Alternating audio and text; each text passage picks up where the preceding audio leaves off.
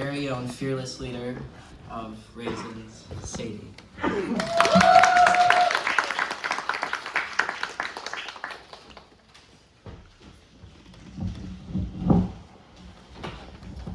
Hi everyone, I'm Sadie. So as many of you know, I was adopted at 14 months old from China by a single white woman who I now lovingly call my mother. But because of this, I grew up feeling more white than Asian. I went to a predominantly white institution from K through 12. The neighborhood that I live in New York City is predominantly white, and I've just kind of lived the more middle upper class life white style. So I don't really feel close to my Chinese side. And that's not to say that I don't embrace my Asianness, because I think I do. But on the day-to-day, I feel more white, and I often fit in more with white students and white people. But all that said, there was one moment when I felt really close to my Asianness than ever before. And it was the fall of 2021, and the pandemic was raging, and anti-Asian violence was in full swing. And so I'm on the subway going home from school, just a normal day. And I'm sitting there on the subway, and I notice this man get into the subway car. He's dressed in all black, dark hair, dark clothing, and at first I don't think anything of it because it's the New York City subway. You know, you never know what you might see there. But then before I know it, this man starts walking towards me, and I suddenly feel really, really scared, and my heart starts to pound, and I don't know what to do. And then suddenly he's towering over me as I'm sitting there in the seat.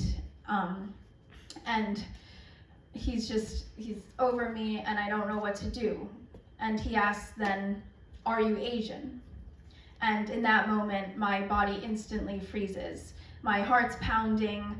I don't know what to say. I think to myself, what will happen if I say yes? Can I even say no?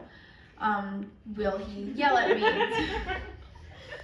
Will he yell at me or punch me or spit on me or do any of those things that I've seen happen to other Asian people on the news? And I think, should I answer him or should I ignore him? Or what would happen if I ignore him? And should I run? I mean, I can't run, I'm in the middle of the subway. So after what feels like an eternity of this debate in my head about what to do, I squeak out a little yes. And then I get ready for whatever may come next. And then after I say yes, he then just answers, "You're beautiful," and walks away as if nothing ever happened. So I am relieved that nothing bad happened, but I am still terrified. And after that, I wonder, why did he say that? Was he trying to scare me? Was he trying to spread kindness during this time of Asian hate? Maybe. Or was he showing a weird Asian fetish? I don't know. Or, maybe he was just another odd New Yorker. But anyway, when I get home, I tell my mom what happened, and she immediately buys me a whistle, an alarm keychain, and pepper spray just to be safe on the subway. And after this, I realized that no matter how white I may feel on the inside, I will always be Asian on the outside, and that's just how the world views me. And when people see me, they see Chinese, and I will always have that target on my face. But also, after that incident on the subway, I was also inspired to speak out more against the anti-Asian violence that was happening. So I started to attend rallies and spread awareness on social media and to my peers at school.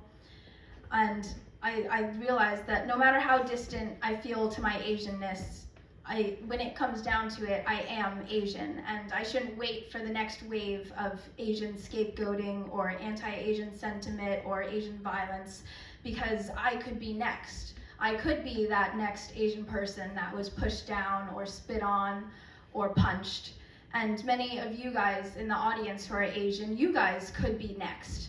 So I realized that what we all must do is to educate, to break down those stereotypes and discrimination against Asians, to break down the systems that keep Asians as the perpetual foreigners, yet also the model minority, and just speak out against Asian hate and Asian violence, because whether you feel Asian, whether you are Asian or not, there will always be that violence against the Asian community, and we have to do what we can to try to stop it. Thank you.